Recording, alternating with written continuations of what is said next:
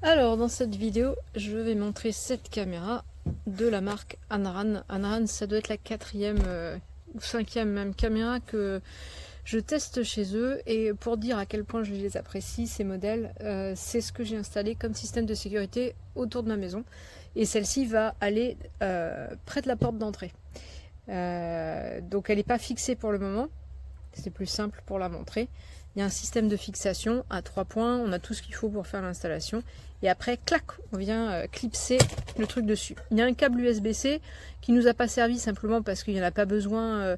Il suffit de brancher sur n'importe quel câble USB. Au départ, il faut la charger complètement. Et ensuite, c'est le panneau solaire qui prend en charge. La particularité de ce modèle, c'est que le panneau solaire n'est pas distinct. Donc ça ne fait pas de fil avec un panneau déporté. L'inconvénient, c'est qu'évidemment, il ne faut pas être sous un truc qui est trop à couvert. Mais l'avantage quand même, c'est qu'il y a une petite pente et donc ça vient quand même chercher le soleil un peu idéalement. Ici, donc les trucs de connexion. Première connexion, il faut la faire donc à proximité de sa box. Et ensuite, il y a des petites contraintes. Première chose, ça marche en 2,4 GHz, ça marche pas en 5. Donc tous les gens qui ont un système un petit peu trop moderne, ça va pas passer. Et l'autre contrainte, c'est qu'il faut un signal Wi-Fi quand même relativement fort. Nous, on n'a pas ce souci là, près de la porte d'entrée, on est juste en dessous de la box techniquement, donc il n'y a aucun problème. Et une fois installé donc les particularités, on a plein de réglages possibles.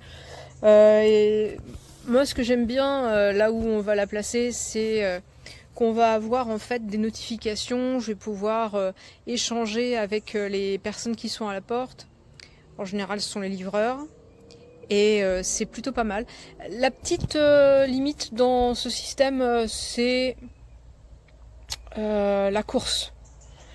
On peut, depuis l'application, régler énormément de paramètres, les notifications, les horaires de surveillance, et la lumière s'allume, la nuit quand ça prend une photo, etc. Enfin, il y a tout un tas de paramètres, on peut tout régler, c'est très instinctif, c'est ce que j'aime bien dans ces caméras aussi, c'est très simple. Mais par contre, la course de poursuite, donc là ça tourne, hein. Donc là ça se déplace comme ça tourne, ce qui fait que mis dans le bon angle, on couvre quand même un bon périmètre. Par contre, on le couvre avec une certaine lenteur. L'image est très correcte, très lisible, de jour comme de nuit. D'autant plus que la nuit, ça s'allume. Alors comment ça se passe? En fait, ça va filmer quand quelqu'un passe, pas un chien, pas un chat, ça ne se déclenche pas quand les chats passent par exemple. Mais moi, si je cherche mon chat, par exemple, j'ai une vidéo de moi en train de courir après mon chat. Et donc au départ, l'image est en noir et blanc et ça filme parfaitement en noir et blanc. Puis tout d'un coup, les lumières s'allument, on a tout en couleur et clac, il y a une photo qui est prise de la personne. Sauf que il y a un petit temps de décalage de, je dirais, 2 secondes. Alors 2 secondes, ça permet de déclencher le truc, mais d'être sorti du champ. Donc moi j'ai testé plusieurs fois en faisant l'andouille devant la caméra et je prends des postures et il n'a pas le temps de les saisir. Donc il y a quand même des petits couacs en termes de surveillance, mais globalement ça fait quand même bien le boulot. Il n'y a pas de confusion entre un chien, une voiture et une personne. Il y a le truc qui repère bien les personnes et là le déclenchement est automatique. Voilà, nous les chats ils passent sans arrêt devant et il n'y a jamais eu un déclenchement avec les matous. Que dire d'autre? Donc la course est un peu lente, quand on veut suivre quelqu'un c'est un petit peu lent. Mais par contre ce qui est bien c'est que c'est très intuitif, très simple d'utilisation et on lance l'application, on contrôle la distance, on peut observer, selon l'endroit où on a mis, on peut observer un peu tout ce qu'on veut.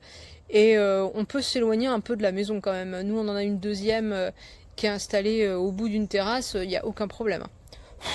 Voilà, ça fonctionne très bien, la connexion est toujours très bonne, on perd jamais le signal.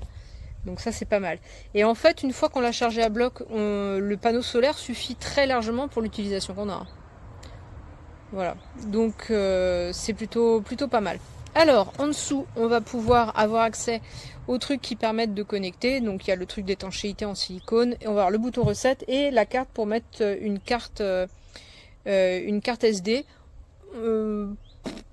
Moi j'avais prévu d'en mettre et en fait je peux très bien, je reçois les clichés sur mon téléphone en fait. Quand il n'y a pas la carte SD, du coup il prend pas sur la carte SD, il envoie direct sur le téléphone et j'ai accès. Donc c'est pas forcément un souci. Alors j'ai accès pendant un certain temps et puis après je peux télécharger à la demande.